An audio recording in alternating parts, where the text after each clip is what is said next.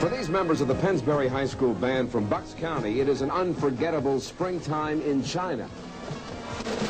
Discover why it's a journey that forever changes their hearts and minds, and is, for our primetime crew as well, the adventure of a lifetime. Tonight, come on along and join this Bucks County High School Band and our primetime crew for a once-in-a-lifetime tour of China. There's so many people here to see us. It was great. I'm Gary Papa, and the impossible dream comes true. Tonight on Primetime. Hi, see you later. I hope you feel better.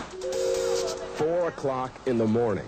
But here in Lower Bucks County, the Pennsbury High School Band, chaperones, and teachers are all wide awake. Well, I'm excited right now. I wasn't too much at first, but now I am.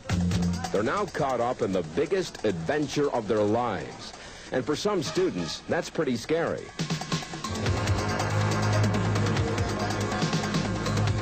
Sure, there have been other trips across the country, but this one is different because they are the first American band to be officially invited to go on tour in China. And after raising almost $400,000, they are finally on their way. That way. Follow that guy. It's the beginning of an 8,000-mile journey filled with unknowns.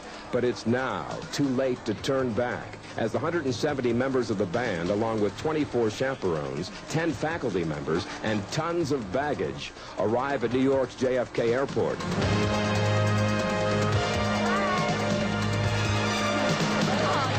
For the next 20 hours, this will be our home. A jumbo jet made in the USA, but owned by the People's Republic of China. We're in their hands now. 6 hours later, it's a brief stop in San Francisco before heading across the Pacific to Shanghai. Some tried to call home. My parents went out. They didn't expect my call. But they are expected 6,000 miles across the Pacific. This Chinese TV crew has already begun to document the story. We really don't know what to expect at this point. We've been told numbers of 500,000 people to see a marching band, one marching band walk by. Yeah, we're going to get ourselves settled. Pennsbury band director Mike Grothman made a casual remark about a year and a half ago. Said he'd like to perform on the Great Wall of China. He had no idea that that would be the first step of a long and arduous and historic journey. You're going to get a real thrilling ride tonight without headlights. Actually, I guess we're all a little tired right now, but we have the worst part of the flight ahead of us, which is the 10 hours to Shanghai. The hours crawl by as flight number 990 roars across the Pacific. It brings us ever closer to what seemed to be an impossible dream that is now coming true. Finally, after 30 hours on the road, we arrive in Shanghai. Everybody go up the escalator, so he is going to collect your customs declaration form. But there's no rest for the weary because we have to reach the city of Xi'an on a smaller plane. Our group is divided into 3 flights. Everybody, fly B, this way, please. The first 2 take off with no problem, but our group, the last one, is grounded. Turns out it was a foggy night in Xi'an, which means we can't leave here until morning, but we're scheduled to be in a parade at that same time. They said they will arrange for us the flight of 8:15. We can't go And there's no way we can go earlier. No. We got kids here that are going to miss the parade. I think we can do nothing about that. A year and a half of work and planning, and at the end of our 8,000-mile journey, we are shanghaied by fog. But the next morning, good news. They've postponed the parade so we can all march together. A short flight reunites us with the rest of the band. Now it feels like the adventure that we came for is really beginning.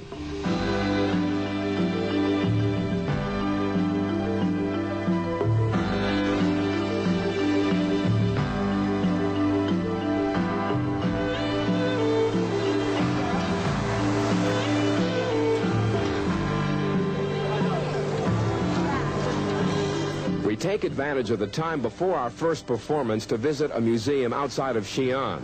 Our small army from Bucks County meets these terracotta warriors who were buried with their emperor more than 2,000 years ago. Outside, it doesn't take long for the band members to get into the swing of shopping. Look, I thought it looked so good on you, Laura. Laura, you do. You look like a queen or something. Rifle Squad member Sharon Perlish discovers at this market you're expected to create your own bargains. How much? How much? This 100. 100. 100? Yeah. This one. This. No, I say 50. 50. 60. 40. 怎么回事 ？Okay. Okay. 40? Okay. Hey, let's do it. Give it. Okay. Give it. No, this one beautiful. This one beautiful. Okay. What is? Okay. I'll give you 35, no more. Okay. 35? Okay. Marty, it's yours.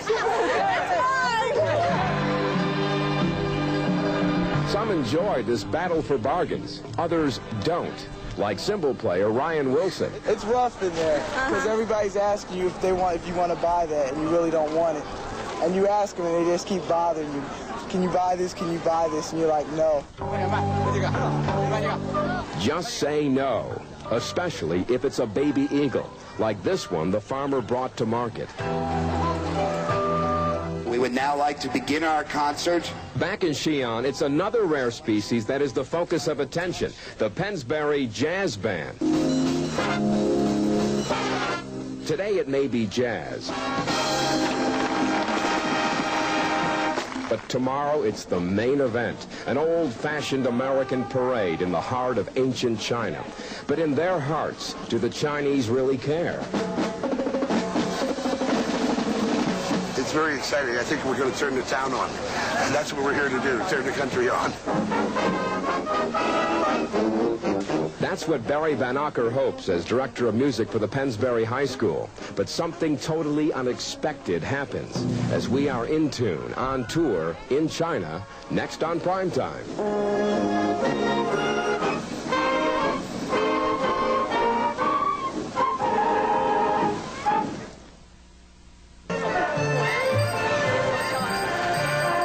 Xi'an.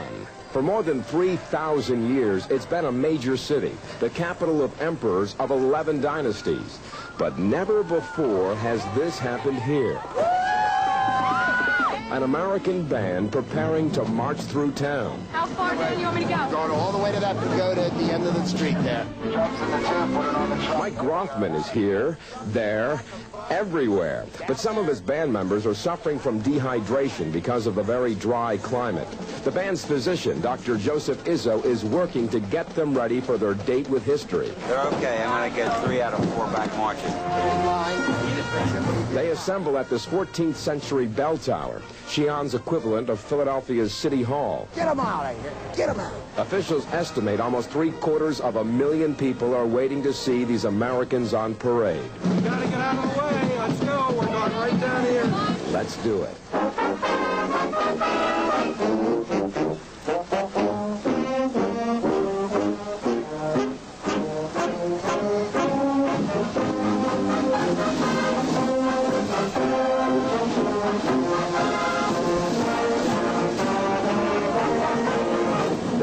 The ancient wall that surrounds the city. Walk up. Don't break step. Like Rocky heading up the Philadelphia Art Museum steps, it's all the way to the top.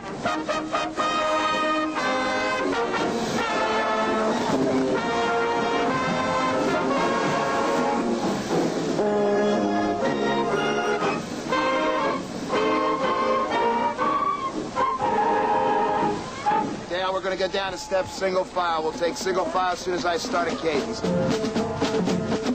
Nobody expected it would be like this intense. I was moved to tears when I saw those people moving in behind them, and the street was just black with people. There's no words. Can't write home and tell them how the whole city followed you there. This is very fantastic. Yeah. Jackets off. Get the jackets off them. I want them cooled down. Come on. It's going to work. Let's go. Let's go.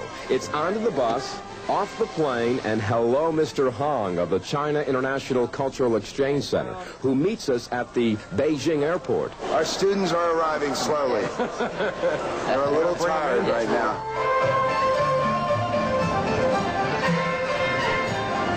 Following in the footsteps of Marco Polo, we drive out to the only man-made structure that can be seen from the moon, the 4,000-mile-long, 2,500-year-old Great Wall of China. This was a must-see for President Richard Nixon in 1972 when he unveiled his open-door China policy. Once you're right here, okay? That door now opens wider as the Pennsbury Band arrives for an historic performance. We worked for 1 year to prepare for this trip, and now finally you come, your people come. Yeah. Majorette Michelle Parker was caught napping. I fell asleep, and then when I saw these, I just like jumped up and started snapping pictures. It's like, it gives you like a feeling in your stomach.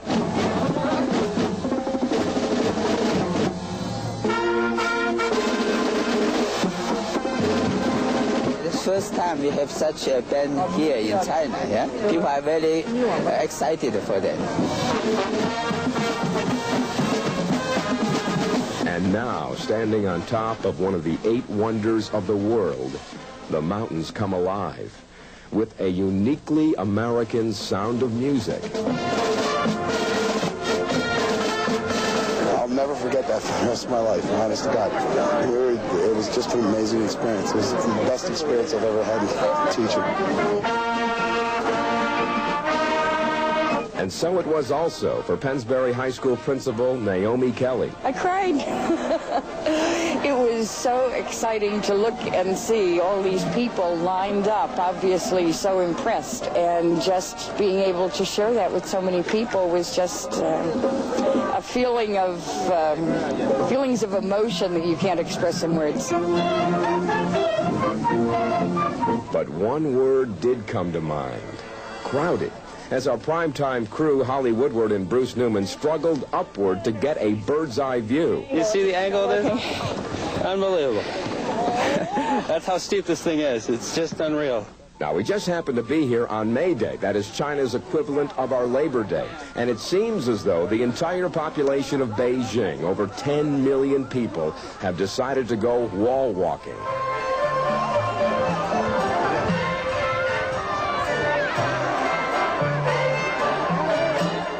Totally awesome, totally off the wall.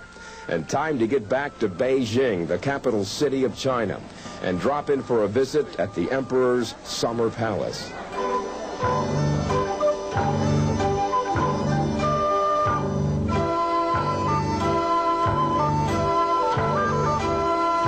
You notice something strange? You rarely see more than one child per couple. That is because it's against the law here to have any more, which means there's an entire generation growing up in China without any brothers or sisters. Kind of lonely. But then again, that wall was mighty crowded.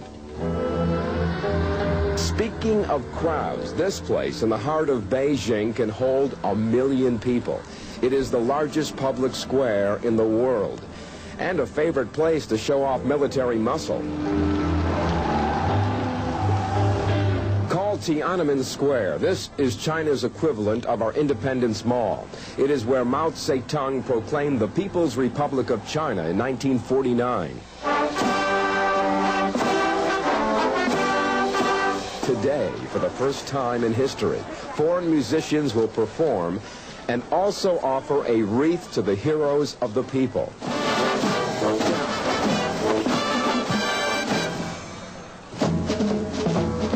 Andrew Scott of Levittown will never forget this morning. First time ever for a high school band to be in Tiananmen Square. It's great. Greatest sight you've ever seen? One of the greatest. Proud of them. Proud of every one of them. Wendy Galena helped lay the wreath. I was thinking that it's a gift from us to them, you know, and that I'm so happy that we're Americans. Drum major Louis Rappaport had a tough time out there. I got a feeling like I went numb all the way up and down my back when the trumpet started playing, like in Brotherhood. Oh my God. And And it's even starting to get to the band physician, Dr. Joseph Izzo. I'm not very emotional. I see a lot of people live and die all the time. And I got to tell you, I got a little choked. When I stood up there looking down on it and realized the historic significance, I think it's the first time it dawned on me. It's phenomenal. Why do you think these students, these teenagers, were the first to be invited? Because they got no axes to grind. They're clean. They're innocent. You won't be able to record this, but there's no bull with kids. What do you want to do tonight? Knock them dead. Knock them dead at Capitol Stadium. Okay? That's what we're going to do. Here's another world-famous sight, familiar to anybody who has seen the Academy Award-winning Last Emperor. The Forbidden City. Within its walls are courtyards and palaces, comprising over 9,000 rooms, dating back to the 15th century. Yet to us, it feels like we're walking not only through history, but through a movie set.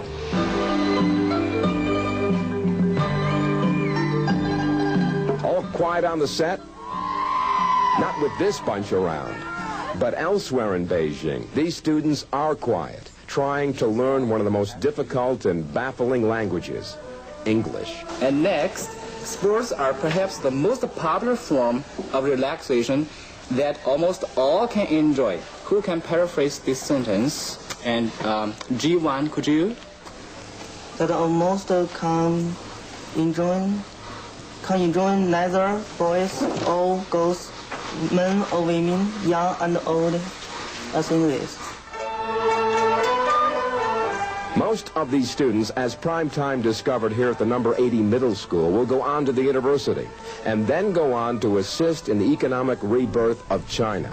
That is symbolized by this American Jeep factory located on the outskirts of Beijing. You're seeing a future that will affect many of us in the United States. But it is also a future that is now attracting the citizens of Beijing to this stadium to hear our American band give its farewell concert. For many of these students, this will be their last major concert before graduation. It means a big chapter in their life is ending. And to stand there with emotions rocking your very soul calls for the discipline that makes for a great band.